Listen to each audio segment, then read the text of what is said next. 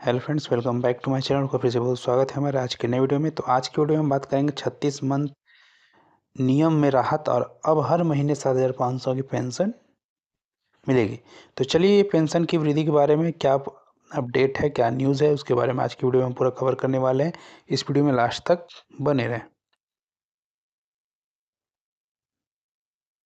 तो हम बात कर रहे हैं ईपीएफओ पेंशन स्कीम। भारत सरकार में करोड़ों मेहनतकश लोगों की सेवानिवृत्ति के बाद की जिंदगी कर्मचारी भविष्य निधि संगठन पर निर्भर करती है। वर्ष 2026 में इन संस्था ने कुछ ऐसे अभूतपूर्व फैसले लिए हैं जो रिटायर्ड कामगारों और पेंशन पाने वाले जीवन में सकारात्मक बदलाव लाने वाले हैं।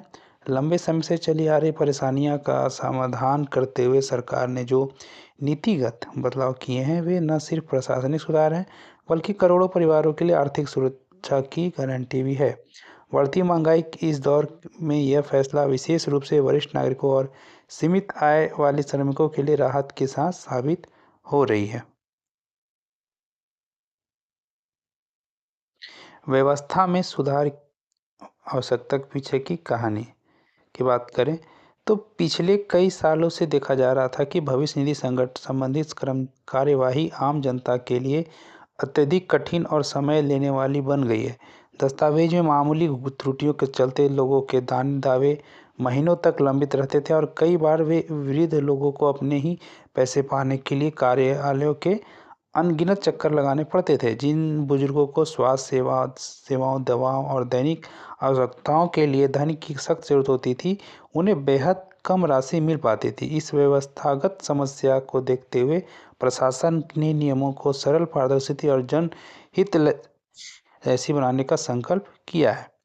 दस्तावेज में मिली बड़ी छूट की बात करें हम तो पूर्व ईपीएफओ की नीतियों से में रिकॉर्ड में गलतियों को सुधारने और पेंशन दावा करने के लिए केवल 3 वर्ष का समय दिया जाता था।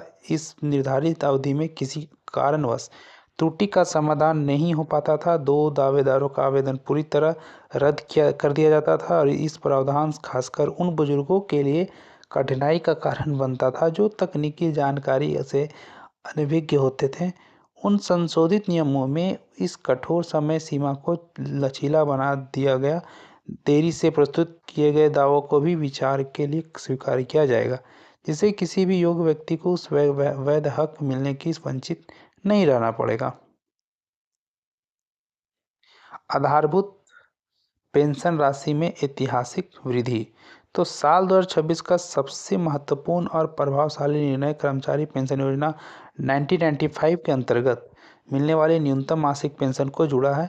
सरकार ने इस राशि को पहले से मुकाबले कई गुना बढ़ाकर 7,500 महीना निर्धारित कर दिया है। जब महंगाई की मार से आम आदमी की जेब पर लगातार दबाव बढ़ रहा है, तब मात्र 1,000 की पेंशन किसी भी तरह से गुजारने के लायक नहीं थी। इस महत्वपूर्ण निर्णय से देश भर में हजारों सेवानिवृत्त कामगारों को वित्तीय स्थिरता प्राप्त होगी और वे सम्मानजनक जीवन जी सकेंगे। यह कदम विशेषकर उन श्रमिकों के लिए वरदान साबित होगा जिन्होंने अपनी पूरी जिंदगी का कम वेतन पर काम किया है। डिजिटल युग में तृतीय सेवा वितरण। तो आधुनिक तकनीकी के इस दौर में सरकार ने पेंशन विवरण प्रक्रिया को पूरी तरह कंप्यूटरकृत और ऑनलाइन कर दिया है। पहले के समय में एक दावे का निपटारा होने के में कई महीने लग जाते थे, लेकिन अब लक्ष्य रखा गया है कि आवेदन जमा होने के 15 दिनों के भीतर भी भुगतान कर दिया जाए।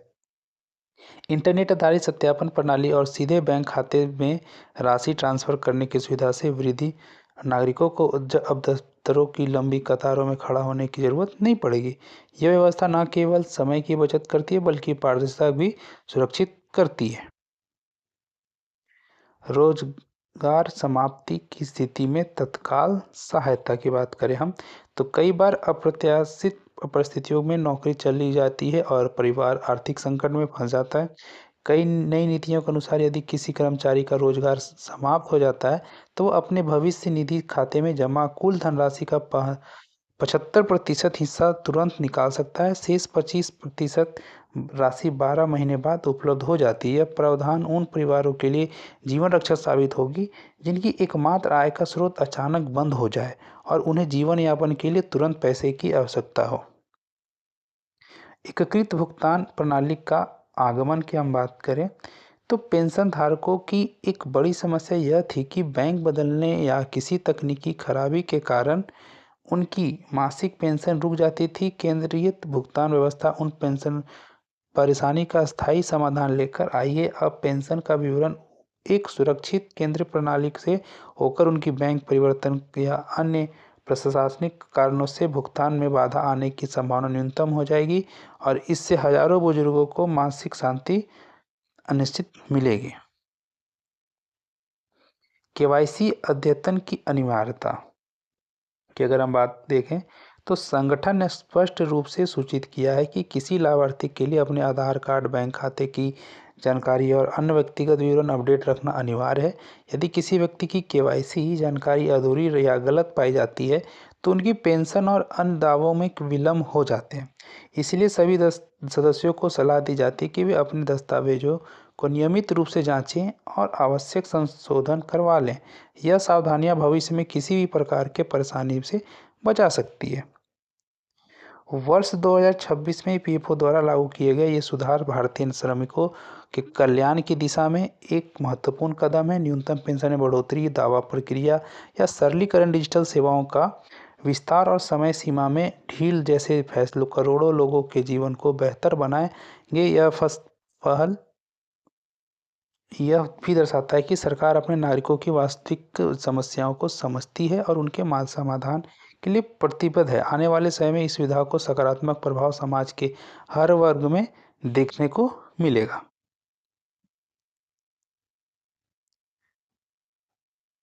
तो ये थी आज की जानकारी।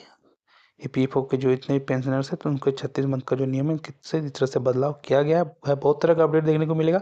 ऐसे वीडियो के लिए हमारे चैनल को सब्सक्राइब कर लें। अगर वीडियो अच्छा लगा तो एक लाइक ज़रूर करें और जहाँ तक उस वीडियो को शेयर करें ताकि ये जानकारी सभी तक पहुँच सके।